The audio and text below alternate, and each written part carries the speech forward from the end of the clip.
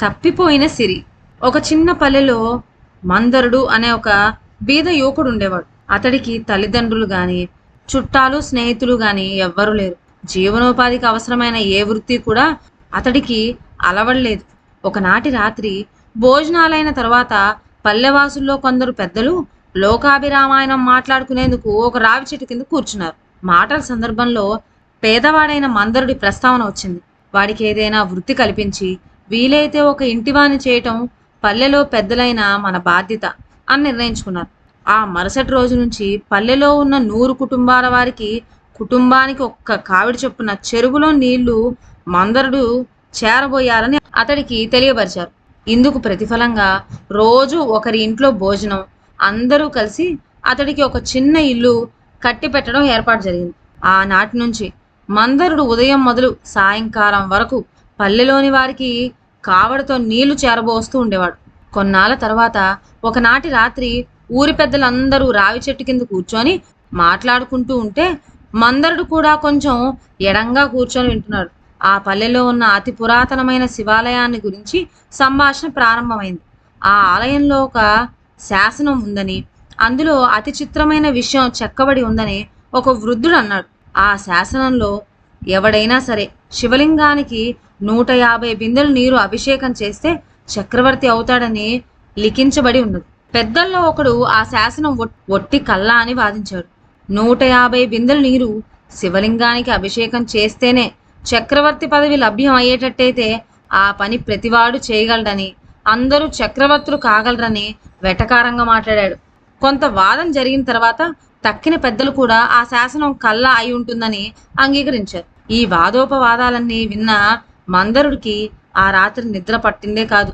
అతి పురాతనమైన ఆ శాసనం కల్లా ఎలా అవుతుంది అనుకున్నాడు. 150 బిందెల నీరు చెరువు నుంచి తెచ్చే ఓపిక పట్టుదల లేకనే వాళ్ళంతా దాని గురించి ఈసడింపుగా మాట్లాడారన్న నమ్మకం అతడికి కలిగింది. నా పని నీళ్లు మోయటమే కదా, 150 బిందెలు నీరు తెచ్చి ఆ శివలింగానికి అభిషేకం చేస్తాను. శాసనం ప్రకారం అయితే చక్రవర్తిని అవుతాను. లేదు, ఇంత పుణ్యమైన రాకుండా పోతుందా అనుకున్నాడు మందరుడు. ఇక మరుసటి రోజున పల్లెలో వాళ్లకు నీళ్లు చేరబోయటం అవగానే శివలింగానికి అభిషేకం ప్రారంభించాడు. 1, 2, 3 లెక్క కట్టి నీళ్ల బిందెల శివలింగం నెత్తిన పోయసాగాడు. సరిగ్గా 140 బిందెల నీరు అభిషేకం చేసేసరికి మందరుడికి నీరసం వచ్చింది. ఆయాసంతో కాళ్ళు తడబడసాగినాయి. ఇంకా ఒక్క 10 బిందెలు నీరే కదా, కాస్త ఓపిక తెచ్చుకుంటే సరి అని దృఢ నిశ్చయం చేసుకున్నాడు. కానీ మరి 8 బిందెలు నీరు తెచ్చేసరికి ఆయాసం మరీ ఎక్కువైంది. ఆయాసపడుతూ అతడు శివలింగానికి వేసి చూసి తర్వాత తన్ను తాను పరీక్షగా చూసుకున్నాడు. 148 బిందెలు నీరు అభిషేకం చేసినా నాలో చక్రవర్తి లక్షణాలు ఏమీ కనపడటం లేదు. అంత తెలిసిన పల్లె పెద్దలు ఈ శాసనం కల్లా అనటం నిజమే అయి ఉంటుంది. నేను వెర్రిబాగులు వాణ్ణి కనుకే అనవసరంగా ఇంత శ్రమపడ్డాను. సరే, అయిందేదో అయింది. ఈసారి కావిడి తెచ్చి ఆ 2 బిందెలను శివలింగం మీద ఎత్తి కొడతాను. నాకు అనవసరంగా ఇంత శరీర కష్టం కలిగించినందుకు ఈ శివలింగం బద్దల కావాల్సిందే. తర్వాత ఊళ్ళో వాళ్ళు నన్ను తిట్టినా కొట్టినా ఏమైనా సరే అనుకుంటూ కోపంగా మళ్ళీ చెరువుకు గబగబా వెళ్ళి కావిడితో తిరిగి వచ్చాడు. ముందు అనుకున్న ప్రకారం పట్టరాని కోపంతో నీళ్ల బిందెలు రెండింటిని ఎత్తి బలంగా శివలింగం మీద విసిరికొట్టాడు.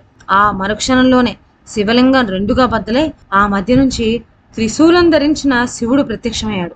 మందరుడు భయంతో వణికిపోసాగాడు.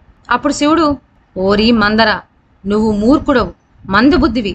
చేయదలుచుకున్నది భక్తి శ్రద్ధలతో చేసి ఫలమును వారించటం బుద్ధిమంతుల లక్షణం. నీ మూర్ఖ చేష్ట వలన ఫలితాన్ని పోగొట్టుకున్నావు.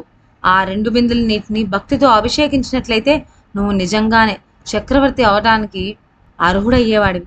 సరే, ఇక ఇక్కడి నుంచి బయటికి వెళ్ళు అని మందలించాడు. మందరుడు తల వంచుకొని ఆలయం నుంచి బయటికి వెళ్లేందుకు వెనుదిరిగే అంతలో బద్దలైన శివలింగము శివుడు కూడా అక్కడి నుంచి మాయమయ్యారు. మందరుడు ఈ సంగతి పల్లె పెద్దలకు చెప్పాడు. వారు ఆశ్చర్యపడి శివాలయానికి వచ్చి చూస్తే అక్కడ శివలింగం కానీ శాసనం గల రాయి గాని కనపడలేదు. అందుకే మొదలుపెట్టిన పని కష్టమైనా సరే పూర్తి చేసేయాలి. ఇలా తొందరపడితే మన మందరుడికి జరిగినట్లే జరుగుతుంది. ఇదండి ఇవాళ కథ. మరొక మంచి కథతో నెక్స్ట్ వీడియోలో కలుద్దాం. అంతవరకు సెలవు. నా ఛానల్లోని కథలు మీకు నచ్చినట్లయితే నా ఛానల్ను లైక్ చేసి సబ్స్క్రైబ్ చేయండి. షేర్ చేయడం మర్చిపోవద్దు. కొత్త కథల నోటిఫికేషన్ కోసం బెల్ ఐకాన్ ప్రెస్ చేయండి. Thank you.